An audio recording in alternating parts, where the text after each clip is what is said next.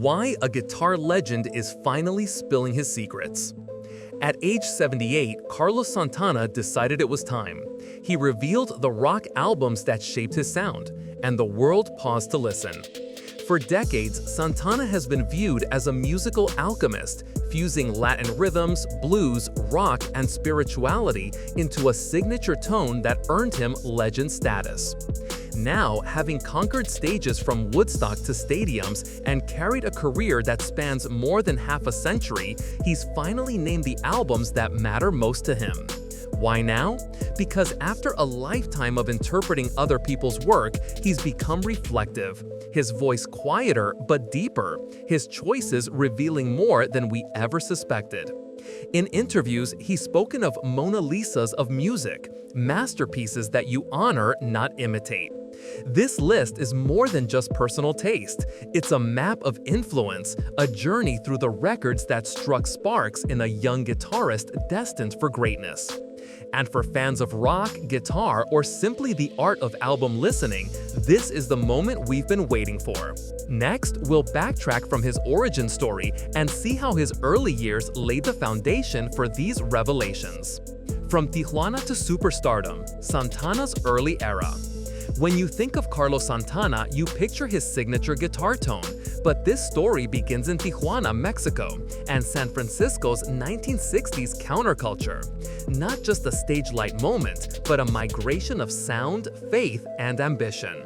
As a boy, he listened to his father's mariachi band, then discovered electric guitar, and knew the instrument wasn't just sound, it was a voice. Eventually, he burst into prominence at the 1969 Woodstock Festival, where his band lit the scene on fire with Latin rock fusion, signaling to the world that Santana was someone new and different. From there, albums like Santana, Abraxas, which hit #1 on the Billboard 200, and Santana III elevated him into the rock pantheon. He absorbed blues greats, jazz influences, and Latin rhythms all simultaneously, creating a style that would allow him not only to interpret others' music, but to shape the way guitarists think about tone and soul. His early years show a musician evolving rapidly, but also gathering the records and memories that would inform the list of his favorite rock albums. Up next, we dive into how he defines what a favorite album really means and why his criteria. What counts as a favorite for Santana? It's tempting to think favorite album means sales or chart position, but for Santana, the definition goes deeper. It's about how the record moved him, how it changed him, and how it spoke to his spiritual and musical core. In conversations, he's noted that for him, albums aren't just collections of songs. They are beams of light, discipline meeting spontaneity, craftsmanship meeting emotion. He once said that when covering classic rock songs, he wouldn't wear the same cologne as the original artist because he wanted his voice in the work. So his favorite albums list becomes a statement. Which records embody courage, depth, innovation, and authenticity? The ones that didn't simply succeed, they shifted something in him. With this in mind, the albums he names aren't safe picks, they're reflections of milestones in his journey. And what came next might surprise even longtime fans. The unveiled list, surprise picks you didn't see coming. When Santana finally named his favorite rock albums, the list turned heads. While many expected obvious picks like Led Zeppelin IV or Dark Side of the Moon, his choices included deep-cut gems and genre-blurring masterpieces.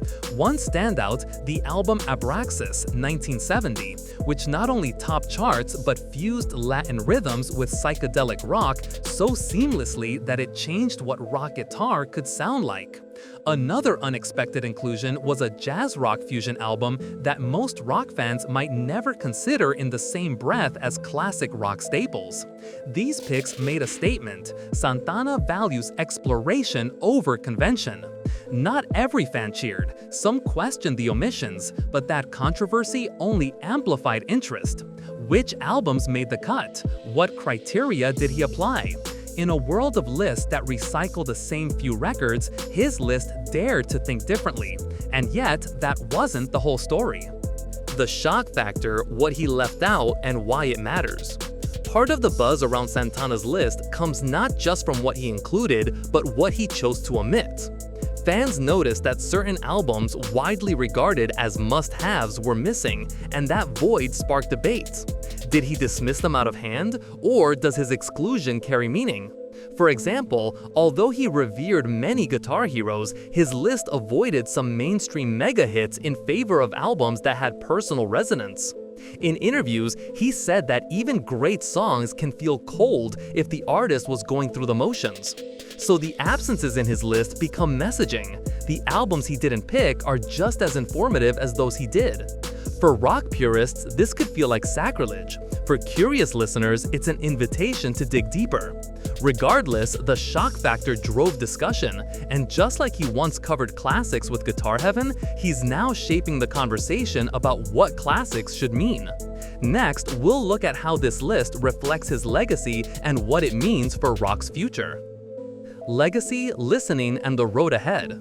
When a musician of Santana's stature names his favorite albums at age 78, it's more than trivia. It's legacy in motion and a challenge to the listener. He isn't simply reminiscing, he's inviting you to hear what he heard, to feel what moved him, and to ask what records shifted me.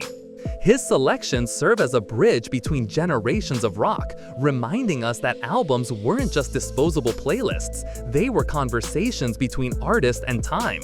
For Santana, naming his favorite rock albums is not an endpoint, it's a renewal of his role as both student and teacher in music. He's shown that even at the summit of fame, curiosity and respect for the roots matter. So the next time you pick up one of those records or any record, ask yourself, did it challenge you, change you, or simply comfort you? And do you still have a list of albums that really matter to you? We'd love to hear about yours in the comments.